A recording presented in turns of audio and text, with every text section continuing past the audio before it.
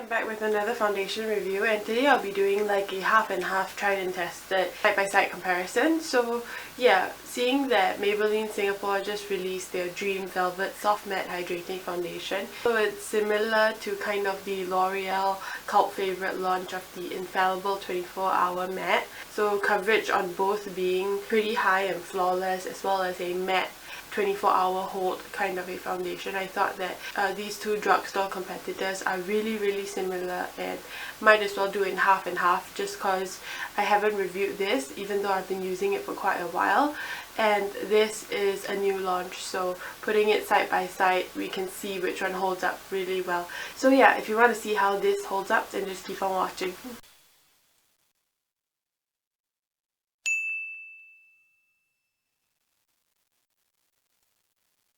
So once that's cleansed, this is the condition of my skin. As you can see, things are starting to calm down a little bit, but I do have developing spots in my T-zone. So I think that's down to my pores being a little more clogged lately, as well as just not cleansing my skin properly because I've been feeling rather lazy, if I have to be honest. But yeah, so as you can see, these two will be the application sites of each of the foundation. I'll be using the same application method.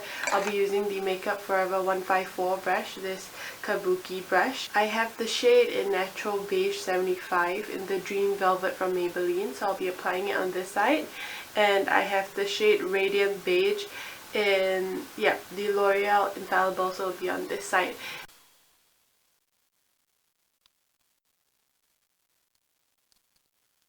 So I know this packaging kind of differs in different countries. This is the Australian packaging. I got it from Target.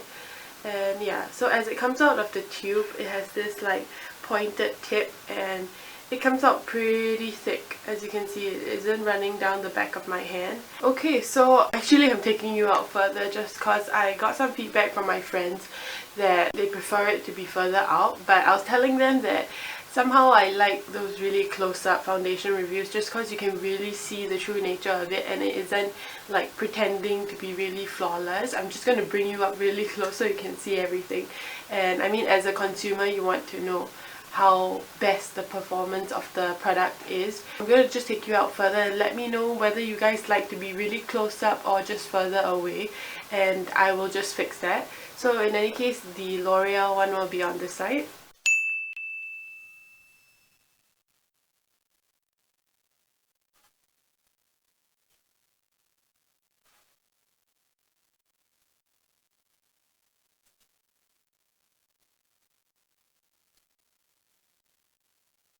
Okay, so this is with one light layer on this side with the Infallible foundation, and I think that it feels a little bit tacky, like very slight tack. It still feels really mattifying, it looks mattifying, but it's that kind of hydrating formula as it goes onto the skin, because it's quite moussey, but it feels like a gel, and yeah, it just blended into my skin really well. It's a really light layer, so I'm liking that it already gives quite a high medium coverage.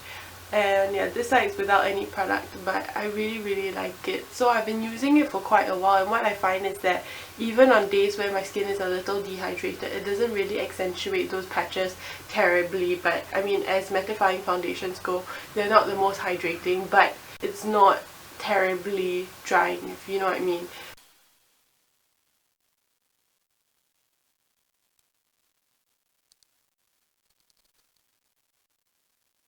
This is how the product looks like. As you can see, the kind of opening is a little different. It's like your standard kind of flat base.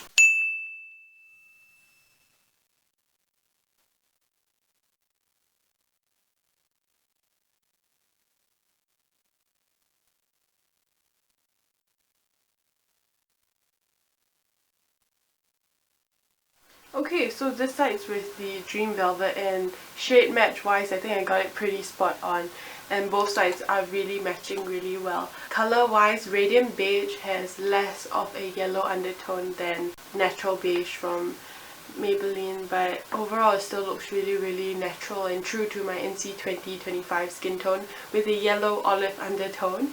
But yeah, talking about the formula, this one feels a lot more tacky for some reason. Likewise, it is hydrating, but it doesn't look like it's a dewy formulation. It really performs like a very velvet kind of a finish. Coverage wise, it is a medium, yeah, a high medium kind of a coverage, and also a lot of my acne spots have been, you know, neutralized and covered, so you know, I can't really say much about it. So at the moment, this side has set to like a really nice matte finish. It doesn't feel very tacky at all, so I'll give a while for this side to set. The Maybelline formulation is a lot thicker, so as it comes out of the tube, but a little bit does go a long way. I found that I dipped my brush in once and I covered about half my face on this side already. I mean like 1/4 of this side, and when I went on this side, the consistency of this was a little more liquidy, so the brush did eat up quite a bit of the product, so I did have to reapply a lot more, but both used about half a pump on each side to achieve this kind of a medium coverage. But I think because the moussey texture is really thick, it goes a really long way in blending. It just, you know, covers more area.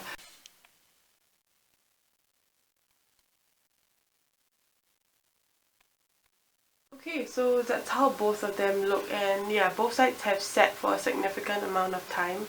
And what I can say is that the Infallible matte side is a lot more matte than the Dream Velvet. I mean, in a way that it is, I mean, it looks matte, but it still feels kind of hydrating. But the way that the Infallible one has set, it feels like a very slight bit tightening, so you know it's fully dry on the skin, while the Dream Velvet side is kind of a little bit tacky. That they are super highly comparable. As I mentioned, I feel like this release was a competitor to this, and it's not hard to assume that these two might be comparable products. But I'm thinking in this head-to-head first application kind of test, I really like the L'Oreal one, but I will have to give this a few tries. But you can check out the description box for my prolonged thoughts. But yeah, I'm just gonna apply the rest of my makeup and see how these perform with blending and, you know, just makeup application.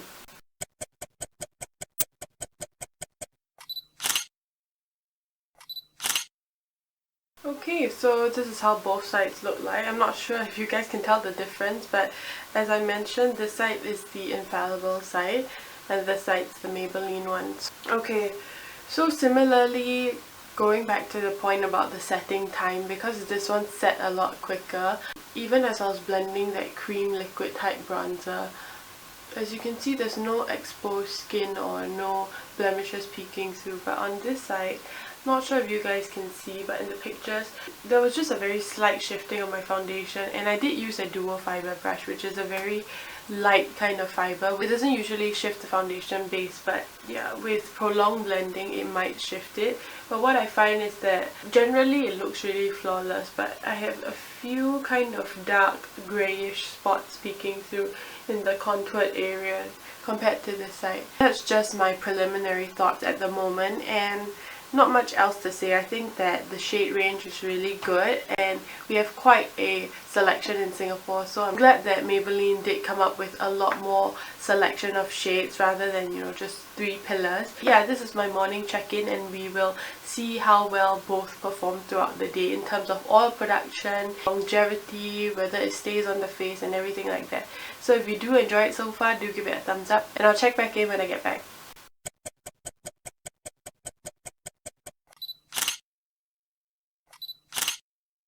Okay, so I'm back, and basically you can see like overall I did kind of sweat a little bit because I ran to get groceries and I ran back before the night ends so that, you know, I have food. But basically what I have to say is that even with that sheen, I tried to let myself cool down before I filmed. So what I'm trying to say is that on this side, even though I did sweat and I kind of like dried off, this side still remains to its original formula, being really matte. It just kept the oils at bay really well. I mean, there's slight sheen just about here, but I generally get oily regardless of any foundation. But as you can see, so this side still maintains to be really matte. Try not to look at the highlight, look at these points of my face.